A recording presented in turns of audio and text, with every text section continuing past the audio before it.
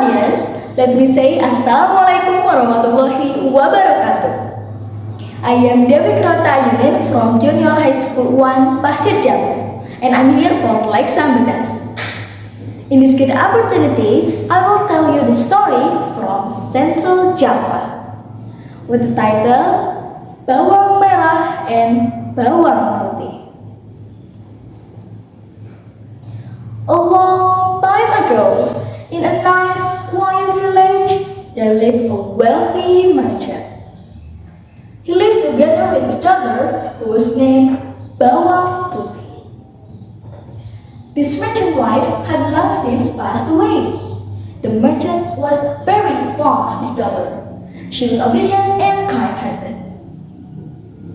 One day, as he came home from traveling, he brought a woman and her daughter along with him. He wanted to marry this woman, so Bawang Putih now has a stepmother and a stepsister named Bawang Merah. When her father went to trade, the stepmother and Bawang Merah would treat Bawang Putih like a servant. Bawang Putih did all the work that was ordered by her stepmother.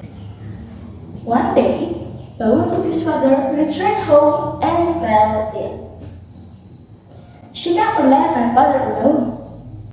However, God decided differently. Bawang Putih's father died.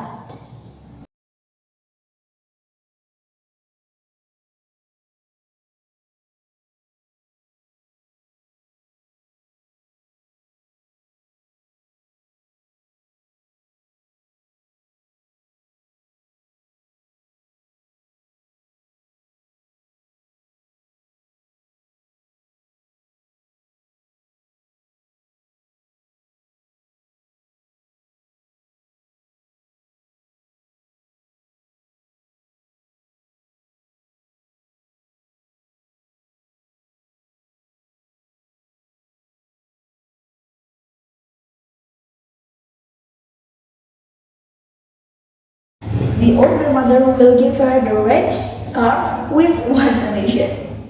Bawang Putih must help her first. Bawang Putih agreed.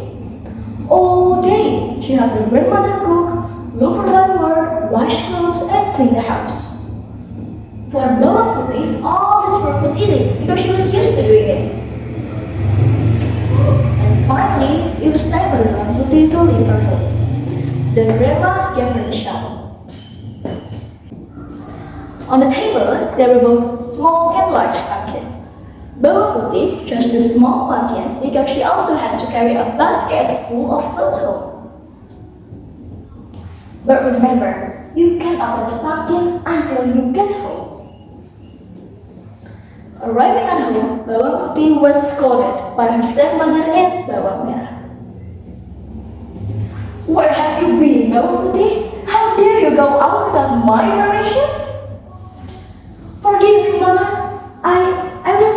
"Stop enough, Bawang Putih. We don't need your excuses."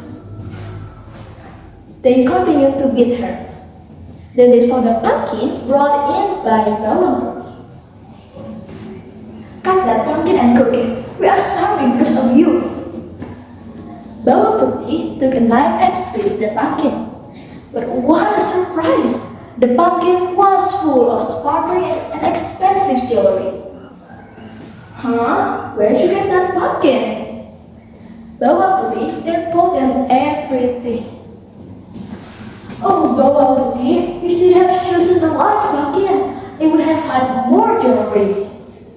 The next day, the stepmother and Bawang Merah went to the river. They deliberately washed away the red scarf. Then secretly, they followed the veil as it was washed away. Sure enough, the red scarf was picked up by the old grandmother. Arriving at the old grandmother's house, the stepmother and Bawang Merah knocked on the door.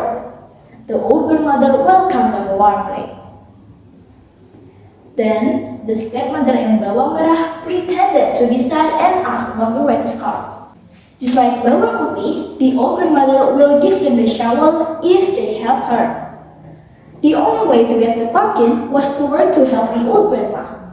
But they still couldn't stop complaining.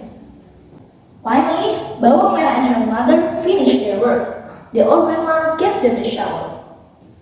On the table, there were 2 pumpkins, one large and one small. Choose one pumpkin as a gift from me. And of course, the stepmother and bawang merah chose the largest pumpkin. Remember, you can open the pumpkin before you get home. Bawang merah and her mother do not obey the advice of the grandmother. On the way, the stepmother splits the big pumpkin. They were impatient to get their hands on the jewelry inside. However, they were in for quite a surprise, because inside the pumpkin was full of venomous animals, such as snakes, scorpions, spiders, and centipedes. They were both bitten by a snake. Because they are still in the middle of the forest, no one came to help them. Oh, what is this? Where is jewelry? Why do they have these animals inside? Ew! They were both died from the snake bite. Meanwhile, Bawang Putih continued her father's business and enjoyed the fruit of her obedience and kindness, because the jewelry given by the old grandmother made her rich. And Bawang Putih lives